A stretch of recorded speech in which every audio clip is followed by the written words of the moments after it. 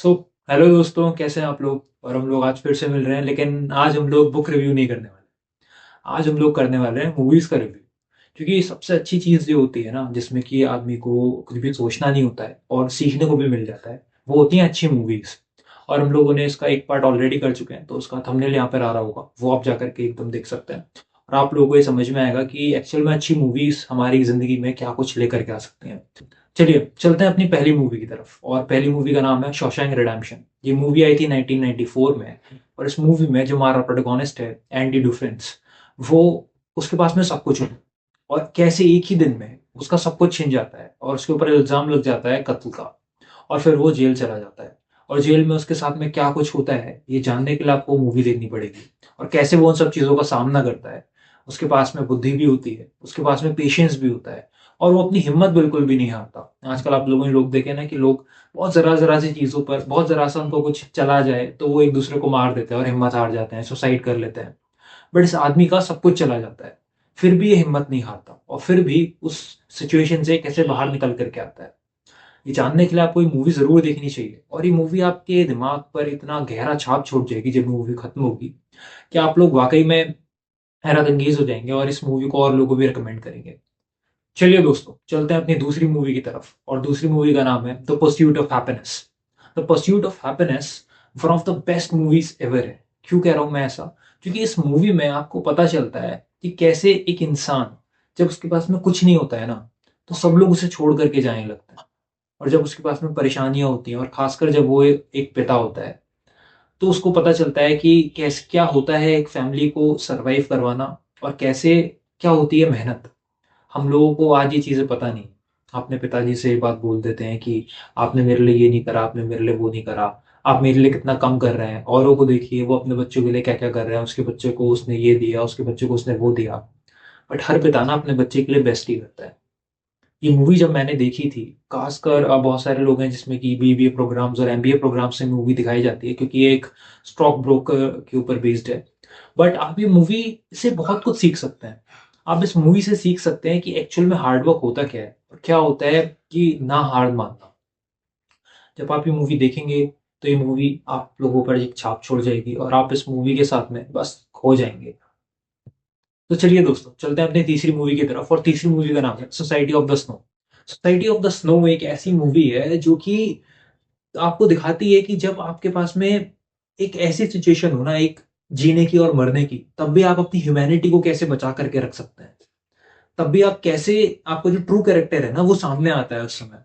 जब मैंने ये मूवी देखी, तो मुझे मूवी देख करके समझ में आया था कि वाकई में जब ये हाल होगा, जब जीने और मरने की बात आएगी, तब काफी लोग तो वैसे ही दम तोड़ देंगे। बहुत कम लोगों में इच्छा रह जाएगी कि वो अपनी एनर्जी सस्टेन करें और जीने की आस लगा करके भी बैठे। ये मूवी बेस्ड है कुछ लोगों पर, जो कि एंडेस माउंटेन में जिनका प्लेन क्रैश हो जाता है, और फिर वो लोग कैसे सरवाइव करते हैं। उस सर्वाइवल को इस मूवी में दर्शाया गया है। और आप लोग जब ये मूवी देखते हैं, तो आप लोग को ये समझ में आता है कि एक आदमी की कोई सीमा नहीं है। एक आदमी की कितनी सारी पॉसिबिलिटीज हैं। एक आदमी अगर चाहे, हिम्मत करे, तो वो कुछ भी कर सकता है। आप लोग इस मूवी में देखेंगे कि जब इंसान के पास में कुछ भी नहीं होता है, तो इंसान को क्या कुछ करना पड़ जाता है कई बार। तो जरूर ये मूवी देखिएगा, और आप लोगों को समझ में आएगा कि मैं क्या कह रहा हूँ। चलिए चलते हैं अपनी चौथी मूवी की तरफ, और चौथी मूवी का नाम है ट्रू स्पिरिट। ये मूवी बेस्ड है जेसिका वॉटसन नाम की एक लड़की के ऊपर, जिसने कि 17 या 18 साल की उम्र में, आई थिंक बिफोर 18, उन्होंने पूरा का पूरा दुनिया ट्रेवल करी, एक बोट पर अकेले। सोच सकते हैं ये कितना हैरतअंगेज कारनामा है। इंडिया में हम लोग जब 20 साल के, 21 साल के हो जाते हैं, 22 साल के हो जाते हैं, और लड़कियां तो खासकर 25 की भी हो जाती हैं, तब भी उन्हें अलाउड नहीं होता है कि वो एक सिटी से दूसरे सिटी भी अकेली जाएं। उनको अपने भाई की या पिताजी की या फिर किसी और की सहायता की जरूरत होती है। मैं ऐसा नहीं कह रहा कि उनको जरूरत होती है, मगर हमारी सोसाइटी में ऐसा सोचा जाता है। आप सोच सकते हैं कि एक लड़की, जो कि अभी अडल्ट भी नहीं हुई है, वो पूरी की पूरी दुनिया ट्रैवल करती है अकेले, एक नाव में। जब मैंने ये मूवी देखी थी ना, मुझे लगा था कि ये कुछ ऐसे फिक्शनल है। बट जब मुझे बाद में ये पता चला कि मूवी रियल स्टोरी पे बेस्ड है, तब मेरे बिल्कुल एकदम से हवाइयां उड़ गई थी कि ऐसा कैसे हो सकता है यार। मैं तो यार एक जगह अपने एक शहर से दूसरे शहर अकेले जाने के लिए 10 बार सोचता हूँ कि यार वहां पे ये मिलेगा क्या, वहां पे ऐसे होगा वैसे होगा।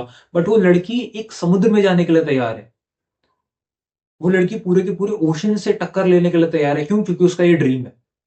वो सारे के सारे पैसे लगाने को तैयार है, वो अपनी जिंदगी दांव पे लगाने को तैयार है। इसे कहते हैं कि आप जिंदगी में कुछ ऐसा हो ना जो कि आपसे भी बड़ा है। जिंदगी में कुछ ऐसा था उस लड़की की जो कि बहुत बड़ा था। मैं इस मूवी के बारे में ज्यादा कुछ नहीं बोलूंगा क्योंकि मैं अपने आप को रोक नहीं पाता जब भी इस मूवी की बात आती है। बट अभी मूवी जरूर देखिएगा, ट्रू स्पिरिट, ये नेटफ्लिक्स पर अवेलेबल है। तो चलिए ये दोस्तों, हम बात करते हैं कुछ सेल्फ डिस्कवरी मूवी की, जिन मूवीज को देखने के बाद में आप इंट्रोस्पेक्शन करने लगेंगे और आपको ये बात पता चलेगी कि वास्तविकता में हम जिस तरीके से जी रहे हैं, क्या कोई और तरीका भी है अलग जीने का, अलग तरीके से सोचने का। तो इस कैटेगरी में जो पहली मूवी है, उस मूवी का नाम है तमाशा। 2015 में मूवी आई थी और ये मूवी आते ही फ्लॉप हो गई थी। मुझे समझ नहीं आया कि इंडिया में आकर क्यों इस तरीके की मूवीज नहीं चलती हैं। बट जिन भी लोगों ने ये मूवी देखी है उनको पता होगा कि मैं क्या बात कर रहा हूँ। तमाशा एक ऐसा ज्वेल था जो कि हम लोगों ने खो दिया और इस मूवी की ज्यादा कोई बात नहीं करता है। मगर हो सकता है ना कि जौहरी कोई हीरे की परख होती है। तो आप जाकर के जब ये मूवी देखते हैं ना, तब आपको समझ में आता है कि हमारी जो सोसाइटी है ना, वो एक रैट रेस में भाग रही है। मगर किसी को नहीं पता कि रेस कौन सी है, और कोई भी इस रेस में फर्स्ट नहीं आ रहा है। हम लोग जो सब इन रेस में भाग रहे हैं, हम सब मीडियोकर हैं। बट हम फिर भी इस रेस में भागते हैं। इस मूवी के काफी सारे सीन्स हैं जो आपने इंस्टाग्राम की रील्स या शॉर्ट्स में देखे होंगे, मगर आप लोगों ने शायद अभी तक की अगर ये मूवी नहीं देखी है, तो आप जा करके सब कुछ छोड़ करके ये मूवी देखिए। और फिर आपको ये चीज समझ में आएगी कि आप जो भी काम कर रहे हैं उसका एक पर्पस होना चाहिए। आपको पता होना चाहिए कि आप उस रेस में स्टैंड कहाँ करते हैं। तो चलिए चलते हैं अपनी अगली मूवी की तरफ, और अगली मूवी है 2011 में आई हुई जिंदगी ना मिलेगी दोबारा। तो ये तो मूवी आप सब लोगों ने देखी होगी, और अगर मैं उन लोगों के लिए बात कर रहा हूँ जिन्होंने मूवी अभी तक भी नहीं देखी है। और जिंदगी ना मिलेगी दोबारा एक ऐसी मूवी है ना जिससे कि सिर्फ स्पेन का टूरिज्म नहीं बढ़ गया था, मगर इस मूवी ने जाकर के सब लोगों को ये बताया कि कैसे आपकी जो लाइफ है ना, उसमें आपकी खुशी इंपॉर्टेंट है। उसमें हम लोग कई बार क्या करते हैं ना कि सोसाइटी के प्रेशर में कई लोगों के एक्सपेक्टेशंस को फुलफिल करते हैं, मगर हम ये नहीं देखते कि हम वास्तविकता में किस चीज के ऊपर खुश हैं। हम ये देखते हैं कि यार मैं ये काम कर रहा हूँ, इसकी सोसाइटी में क्या इंपॉर्टेंस है। अगर सोसाइटी में इसकी अच्छी इंपॉर्टेंस है तो मेरे साथ में चाहे कुछ भी हो रहा है, मुझे कोई फर्क नहीं पड़ता। मगर जब आप ये चीज रियलाइज करते हैं, मूवी खासकर आपको ये चीज रियलाइज करवाती है, जब आप उन सब चीजों से दूर जाते हैं और जब ट्रैवल करते हैं और जब आपको ये सब चीज समझ में आती है, जब एडवेंचर करते हैं, तो आपको वो चीज समझ में आती है कि यार असलियत में मैं खुश भी हो सकता हूँ। एक और तरीका भी है खुश होने का। तो जरूर देखिए मूवी। तो कहते हैं ना कि save the best for the last. तो हम लोगों ने भी आज कुछ ऐसा ही किया है। और जो बेस्ट मूवी है वो मैं अब आपको बताने वाला हूँ। उसका नाम है क्लॉस। और जब ये मूवी मैंने देखी थी, तो मैंने सिंपली ये मूवी जाकर के देखी थी, मुझे किसी ने रेकमेंड नहीं करी थी। बस मैंने एक नाम देखा, मुझे नाम थोड़ा ठीक लगा, तो मैंने जाकर के मूवी देखी। और क्या मूवी थी ये एक एनिमेटेड मूवी है, और जब आप इस मूवी को देखते हैं ना, तो आप इसको देखने के बाद में बस कुछ देर सोचने लगते हैं कि क्या इस तरीके का भी सिनेमा बनाया जा सकता है। क्या इस तरीके से भी लोगों की जिंदगियों को छुआ जा सकता है।